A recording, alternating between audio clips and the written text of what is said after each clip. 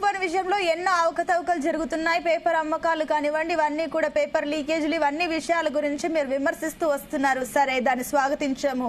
And మీ ప్రభుత్వ పాలనలో దాదాపు 2 సంవత్సరాలు కావస్తుంది. మళ్ళీ విద్యార్థులకు అదే పరిస్థితి, మళ్ళీ మొదటికి వచ్చింది నియామకాలు.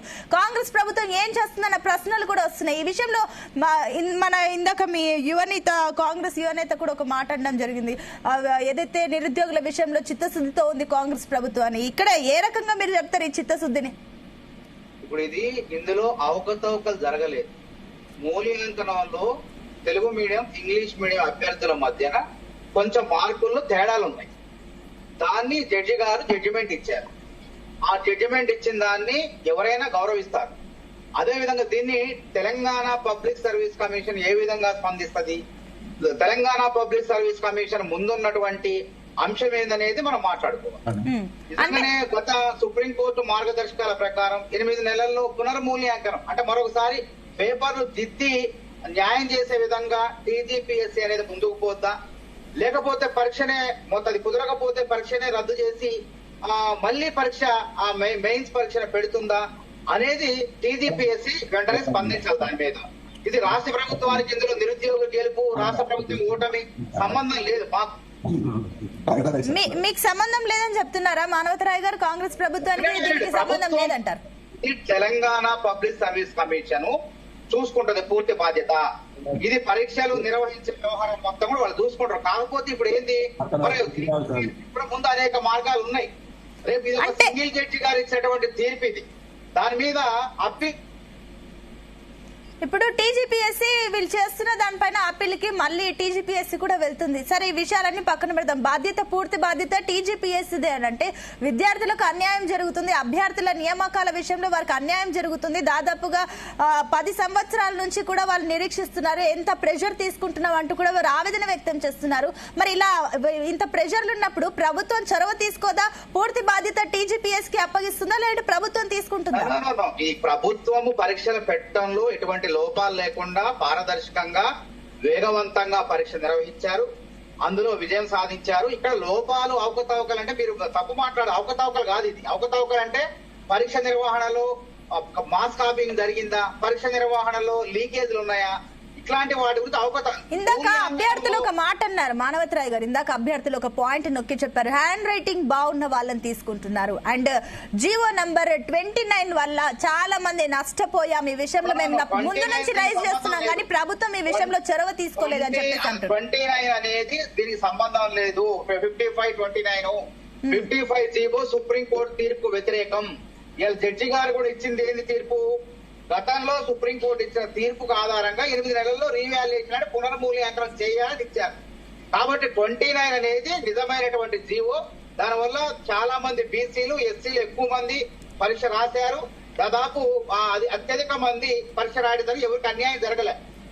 కానీ అభ్యర్థులు మన లైవ్ లోనే మానవతరాయ్ గారు, ఇందాక అభ్యర్థులని నేను లైవ్ లో తీసుకున్నాను, నేను వాళ్ళతో మాట్లాడాను. వాళ్ళు ఏమంటున్నారంటే ఎస్సీ ఎస్టీ వాళ్ళని జీవో నంబర్ 29 ద్వారా వాళ్ళని పక్కకు పెట్టేశారు, చాలా మాకు అన్యాయం జరిగిందని కూడా వాళ్ళు చెప్పారు లైవ్ లో. మీరు కావాలంటే చూడొచ్చు. అది తప్పుడు మాట. ఎందుకంటే అభ్యర్థులు తప్పుడు మాటలు చెప్తున్నారా స్టూడెంట్స్?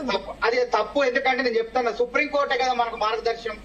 ఎవరైనా జడ్జి తీర్పాలంటే సుప్రీంకోర్టు పూర్వం ఏం తీర్పులు ఇచ్చిందో చూసుకొని ఇస్తారు.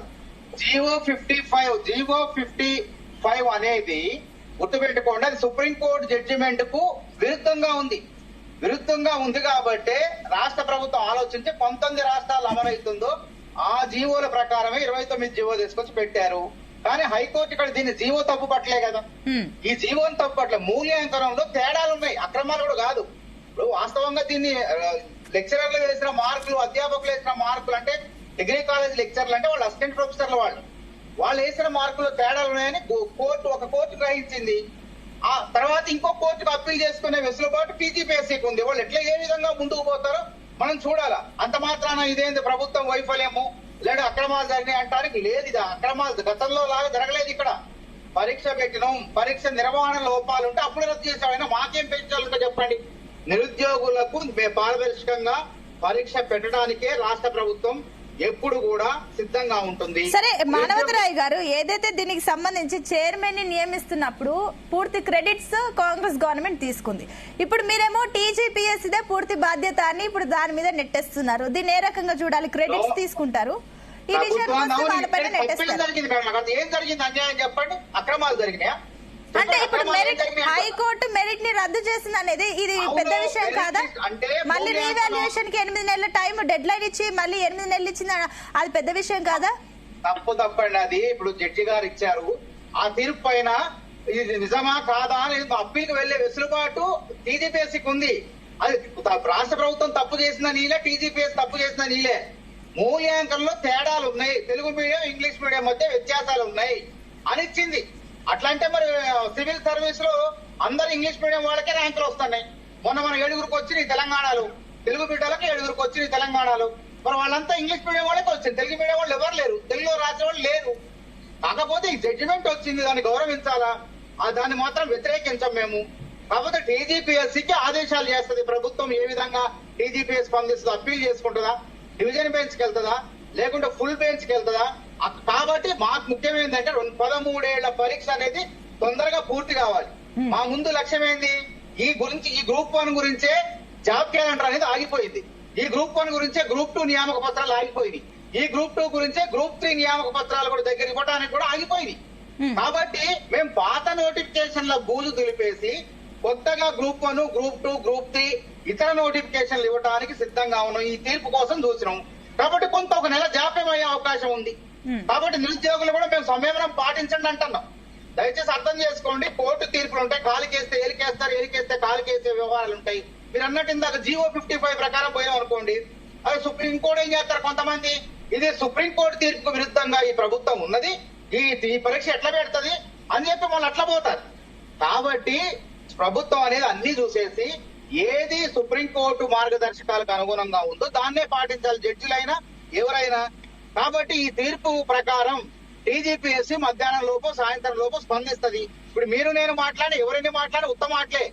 ఇంత తీర్పు వచ్చినంత మాత్రాన ప్రభుత్వం ఓడిపోయింది, వాళ్ళు గెలిచారు అవన్నీ కాదు. అసలు విషయం ఏంటంటే టీజీపీఎస్సీ వాళ్ళు స్పందించిన దాన్ని బట్టి తర్వాత వాళ్ళు డివిజన్ బెంచ్ కి వెళ్తారా లేకుంటే ఫుల్ బెంచ్ కి వెళ్తారా దాన్ని బట్టి మనం మాట్లాడుకోవాలి.